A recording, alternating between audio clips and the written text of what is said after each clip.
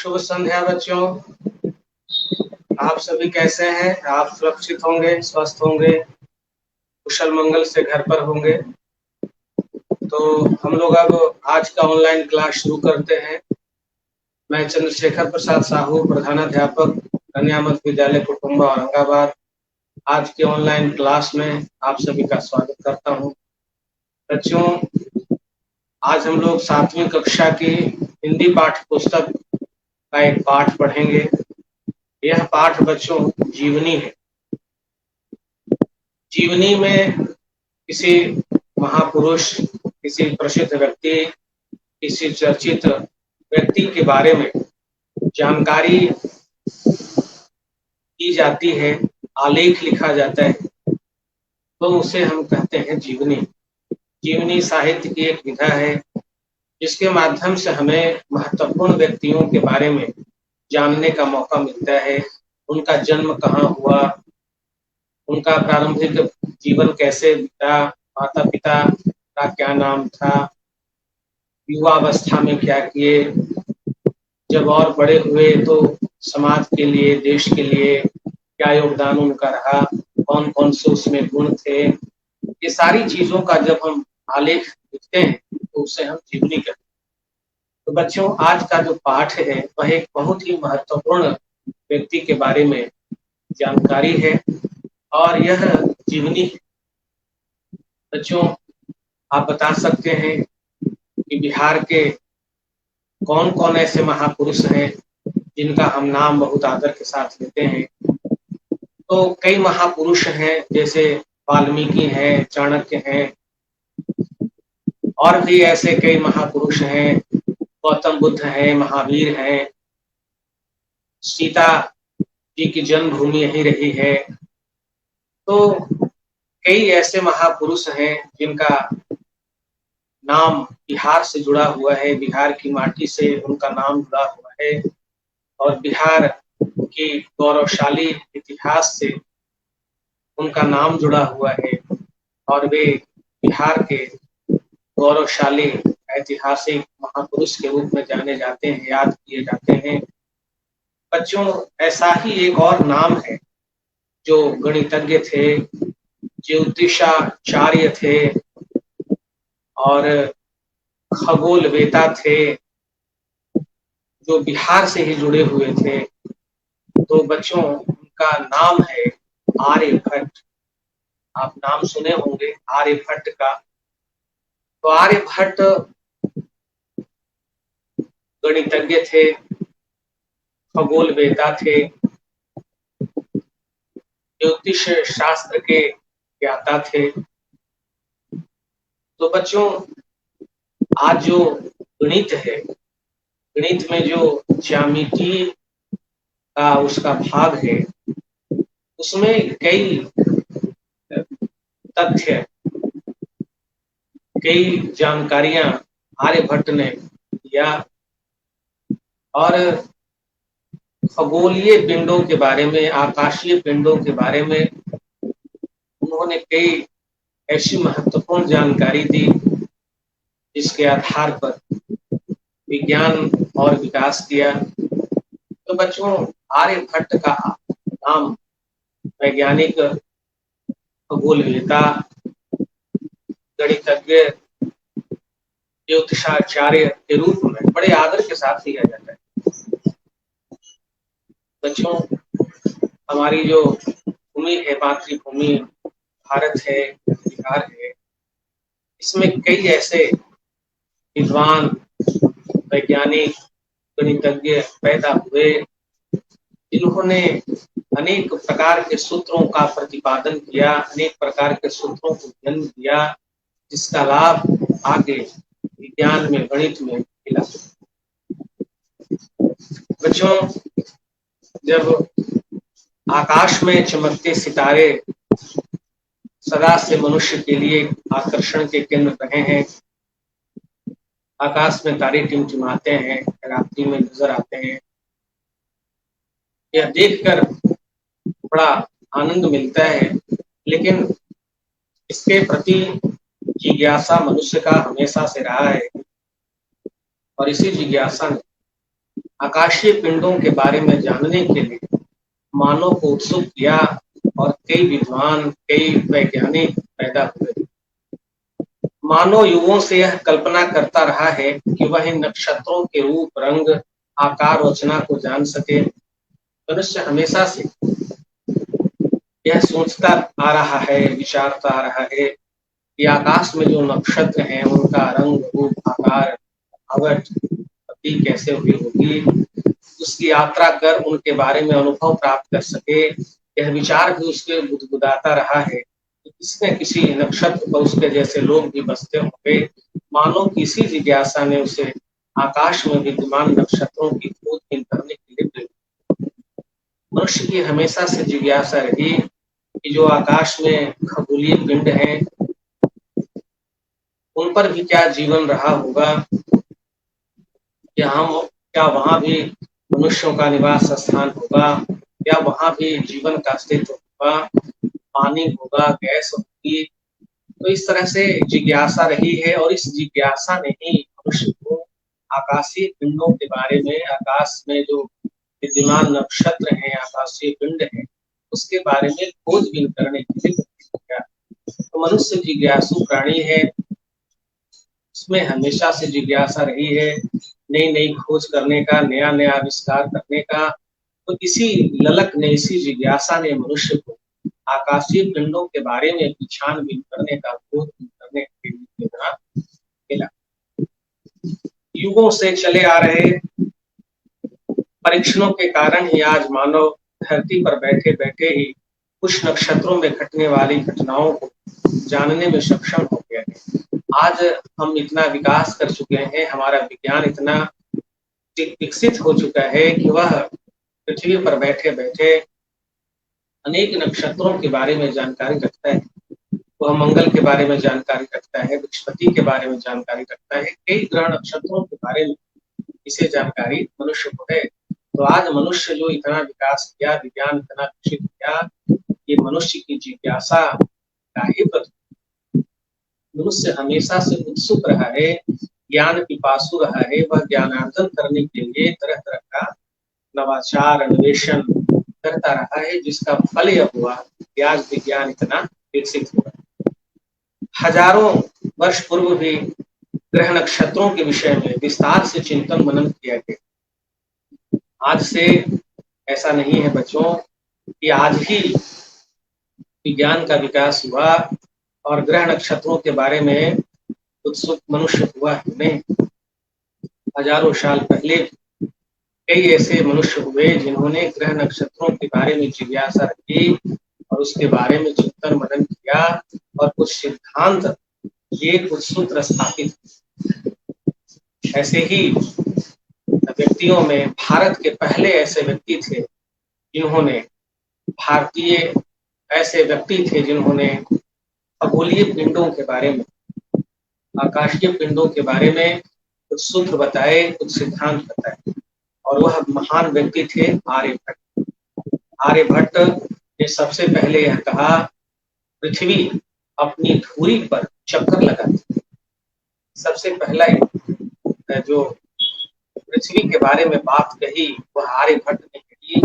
पृथ्वी अपने अक्ष पर चारों ओर चक्कर लगाती है और तारामंडल स्थिर रहता है। उन्होंने बताया कि तारामंडल घूमता नहीं है, पृथ्वी घूमती है। तारामंडल स्थिर रहता है और पृथ्वी अपने अक्ष पर घूमती है और पृथ्वी अपनी धुरी पर पश्चिम से पूरब की ओर, हम भी पृथ्वी के साथ घूमते रहते हैं। तो यह बात आज से हजारों साल पहले आर्यभट्ट ने कहा और बताया, एक सिद्धांत प्रतिपादित किया। आज यह वैज्ञानिक तथ्य जो है, उस समय ऐसी बात नहीं थी कि लोग सहजता से आर्यभट्ट की बात मान लिए। नहीं, पहले धर्म ग्रंथों में ऐसी बातें लिखी हुई थी कि पृथ्वी घूमती नहीं है, पृथ्वी स्थिर है और उसके चारों ओर सूर्य घूमता है। पृथ्वी स्थिर है, हमारे धर्म ग्रंथों में ऐसा लिखा हुआ था। लेकिन आर्यभट्ट ने ठीक इसके विपरीत कहा कि नहीं, पृथ्वी, तारामंडल जो है स्थिर रहता है। तो यह इस तरह की बातें कहना धार्मिक उद्देश्य से अलग बात कहनी थी, जिसे पाप कहा गया, अधर्म की बातें कही गई। लेकिन आर्यभट्ट ने अंधविश्वासों का खंडन किया और वैज्ञानिक सिद्धांत का प्रतिपादन किया, और उन्होंने कहा कि नहीं, पृथ्वी ही अपने अक्ष पर घूमती है, तारामंडल स्थिर रहता है। आर्यभट्ट का जन्म अशमत प्रदेश में 476 ईस्वी में हुआ था। अभी 2021 चल रहा है, तो 476 ईस्वी में इनका जन्म हुआ अस्मत प्रदेश में। अशमत कहा जाता है दक्षिण भारत में गोदावरी और नर्मदा के बीच का जो क्षेत्र है, उसे अस्मत प्रदेश के नाम से जाना जाता है। वहीं पर आर्यभट्ट का जन्म हुआ और वे अपने नए विचारों को प्रचार करने के लिए, अंधविश्वास को दूर करने के लिए और उत्तर भारत के ज्योतिषाचार्यों पर से बात करने के लिए, ज्योतिषी विद्या पर विचार करने के लिए पाटलिपुत्र आए। पाटलिपुत्र ही इनकी कर्म भूमि रही। यहीं पर उन्होंने ज्योतिष विद्या का अध्ययन किया, ज्यामितीय शास्त्र का अध्ययन किया, और भी खगोलीय जो विद्या थी, खगोल विद्या थी, उसकी भी जानकारी इन्होंने यहाँ रहकर प्राप्त किया। तो पाटलिपुत्र यानी कि मगध यानी कि बिहार उनकी कर्म भूमि रही आर्यभट्ट। उन्होंने एक वेधशाला बनवाया था। वेधशाला कहते हैं खगोलीय घटनाओं को जानकारी प्राप्त करने के लिए दूरबीन की सहायता से एक ऊंचे स्थल पर यंत्र स्थापित किया जाता है, यंत्रों का समूह लगाया जाता है, उसी को कहते हैं वेधशाला। वेधशाला में दूरबीन आदि की सहायता से खगोलीय पिंडों के बारे में जानकारी मिलती है। तो यह वेधशाला उन्होंने पाटलिपुत्र के समीप ही बनवाया था, जहां तांबे, पीतल और लकड़ी के तरह तरह के यंत्र उन्हें बनवाए और उसका इस्तेमाल। इस तरह से पाटलिपुत्र का कर्म क्षेत्र रहा और यहीं पर उन्होंने ज्योतिषी की विद्या, ज्यामिति शास्त्र की विद्या, खगोल की विद्या का विकास किया, प्राप्त। आर्यभट्ट को ज्योतिष सम्राट कहा जाता है। आर्यभट्ट को क्या कहा जाता है? ज्योतिष सम्राट। मतलब कि ज्योतिष विद्या में यह बहुत निपुण थे। ज्योतिष विद्या के साथ साथ यह गणित की विद्या में भी विशेष कुशलता इनको प्राप्त थी। आज अनेक उन्होंने अपने मान्यताओं से, अपने विचारों से, जो पुरानी मान्यताएं थी, जो अंधविश्वास थे, जो केवल प्रचलित परंपरा पर आधारित थे, उसको उन्होंने खंडन किया और वैज्ञानिक सिद्धांतों का प्रतिपादन किया, वैज्ञानिक सूत्रों की स्थापना की। वे स्वतंत्र विचार के व्यक्ति थे। वह किसी के भी दबाव में आकर गलत बातों को स्वीकार करना उनके स्वभाव में नहीं था। वह निर्भीकता पूर्वक जो उन्होंने तर्क पर जो प्रमाण जुटाए, उसके आधार पर वैज्ञानिक सूत्रों की स्थापना किया और अपने मत पर डटे रहे। आर्यभट्ट ने अपने अनुभवों और विचारों को एक पुस्तक में संकलित किया। उस पुस्तक का नाम है आर्यभट्टियम। क्या नाम है? आर्यभट्टियम। आर्यभट्ट का की पुस्तक है, उसमें उनके विचारों को संकलित किया गया। इस ग्रंथ को आर्यभट्टीय भी कहते हैं। उनकी पुस्तक के एक श्लोक से पता लगता है कि जब आर्यभट्टीय ग्रंथ उन्होंने लिखा, उस समय उनकी उम्र 23 वर्ष थी। मात्र 23 वर्ष की उम्र में उन्होंने अनेक वैज्ञानिक सूत्रों का, ज्यामितीय सूत्रों का, ज्योतिष शास्त्र की बहुत अधिक जानकारी प्राप्त कर ली। तो आप समझ सकते हैं कि आर्यभट्ट कितने तीक्ष्ण बुद्धि के थे। 23 वर्ष की ही अवस्था में उन्होंने ऐसे वैज्ञानिक सूत्रों का प्रतिपादन किया, जो आगे चलकर विज्ञान में, गणित में, खगोल विद्या में सहायक, और उनकी मान्यताओं को प्रमाणिक माना, उनकी मान्यताओं को सही माना। तो यह आश्चर्य की बात है कि मात्र 23 वर्ष की अवस्था में, इतनी छोटी आयु में, उन्होंने धर्म परंपरा की जो बातें थी उसका खंडन करके नवीन मान्यताओं, नवीन वैज्ञानिक अवधारणाओं का प्रतिपादन किया। उस समय यह कोई आसान काम नहीं था। वह बहुत साहस के साथ, बहुत ही मेहनत से, परिश्रम से, और उन्होंने इन वैज्ञानिक सूत्रों को प्रतिपादित किया। आर्यभट्ट में गणित की भी कुशलता थी और ज्योतिष विद्या की भी कुशलता थी। यह महान ग्रंथ केवल 242 पंक्तियों में और 21 श्लोकों में सिमटा। यह जो आर्यभट्टीय उनका ग्रंथ है वह 242 पंक्ति में है और 21 श्लोक में है, और इन्हीं में गणित और ज्योतिष शास्त्र के बारे में अनेक सूत्र, अनेक मान्यताएं, अनेक विचार उसमें संकलित। आर्यभट्ट महान ज्योतिष शास्त्री थे। उन्होंने अपने काल में फैले अनेक अंधविश्वासों का खंडन किया। उन्होंने ही सबसे पहले कहा कि पृथ्वी गोल है। यह भी कहा कि पृथ्वी अपनी धुरी पर चक्कर लगाती है। उन्होंने चंद्र ग्रहण और सूर्य ग्रहण के बारे में भी स्पष्ट रूप से बात किया, स्पष्ट रूप से वैज्ञानिक खगोलीय घटना माना। सूर्य ग्रहण और चंद्र ग्रहण को उन्होंने खगोलीय घटना माना और बताया कि चंद्रमा और पृथ्वी की परछाई पड़ने से ग्रहण लगता है। जब सूर्य, चंद्रमा, पृथ्वी तीनों एक सीधी रेखा में आती हैं तब ग्रहण लगता है। उन्होंने यह बात प्रमाणित किया। उन्होंने बताया पृथ्वी की छाया जब चंद्रमा पर पड़ती है, यानी कि सूर्य और चंद्रमा के बीच में जब पृथ्वी आती है तो पृथ्वी की छाया चंद्रमा पर पड़ती है, चंद्रमा का कुछ भाग दिखाई नहीं पड़ता है, इस वजह से चंद्र ग्रहण लगता है। उन्होंने यह भी बताया कि जब यह बात उन्होंने यह भी बताया सूर्य ग्रहण के बारे में कि जब चंद्रमा की छाया पृथ्वी पर पड़ती है, यानी कि जब सूर्य और पृथ्वी के बीच में चंद्रमा आ जाता है तो चंद्रमा के बीच में आने से पृथ्वी पर से सूर्य का कुछ भाग दिखाई नहीं पड़ता है, पृथ्वी पर अंधेरा छाया अंधेरा दिखता है, इसको सूर्य ग्रहण कहते हैं। तो आर्यभट्ट ने सूर्य ग्रहण और चंद्र ग्रहण को एक खगोलीय घटना माना कि जब सूर्य, चंद्रमा, पृथ्वी एक रेखा में आती है तो ग्रहण लगता है। यह बात उन्होंने आज से हजारों वर्ष पहले बताया और आज हम लोग उस बात को प्रमाणिक मानते हैं, उस तथ्य को सही मानते हैं। तो उन्होंने यह भी कहा था कि चंद्रमा के पास अपना प्रकाश नहीं होता है, चंद्रमा स्वयं नहीं चमकता है, बल्कि सूर्य के प्रकाश चंद्रमा पर पड़ता है और चंद्रमा से टकराकर वह प्रकाश पृथ्वी पर आता है। इस वजह से चंद्रमा चमकीला दिखाई देता है, चंद्रमा चमकता हुआ दिखाई देता है। यह बात आज से हजारों वर्ष पहले आर्यभट्ट ने कहा था और यह बात बिल्कुल सही थी। वैज्ञानिक सिद्धांतों के द्वारा, खगोलीय प्रमाणों के द्वारा उनके इस तथ्य को सही माना गया।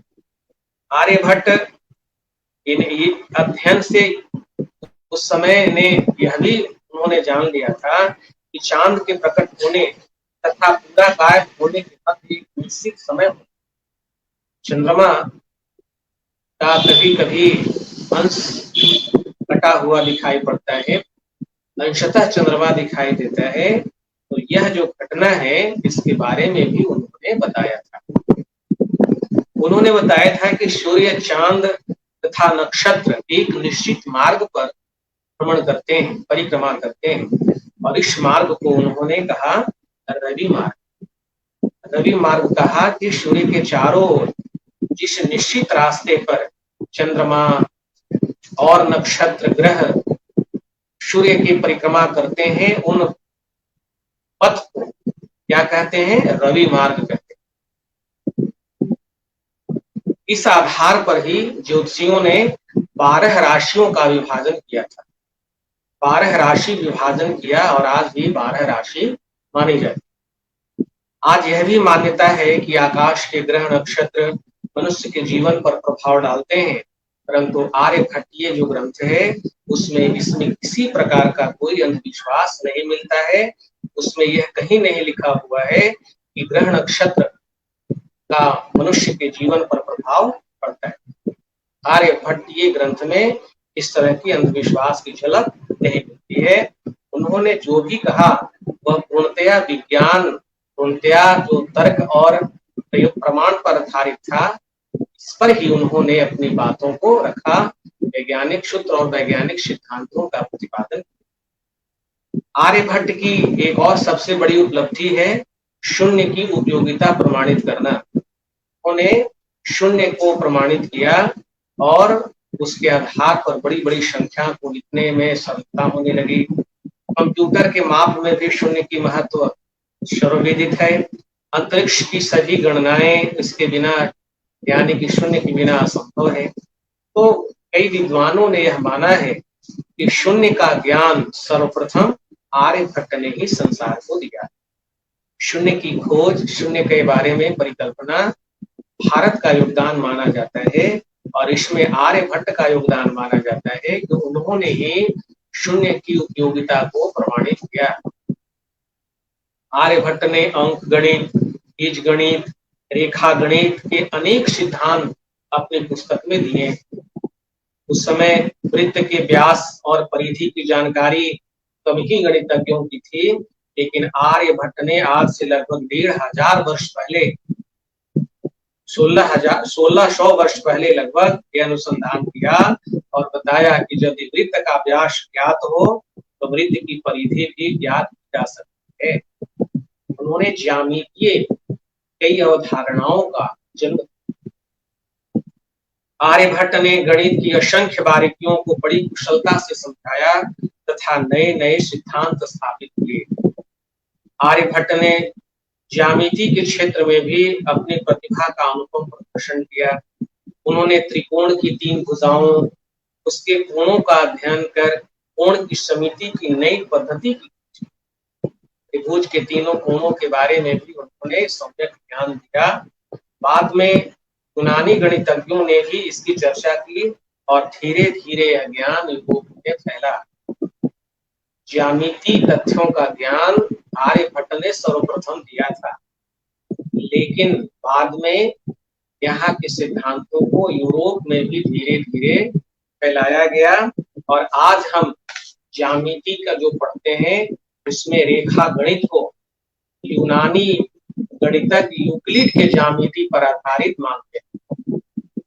रेखा गणित के बारे में जो हम मानते हैं कि यूनानी गणितज्ञ जो यूक्लिड है उसका है, लेकिन हम जब ध्यान से देखते हैं तो यह पता लगता है कि यह आर्यभट्टीय ग्रंथ में तो पहले से लिखा।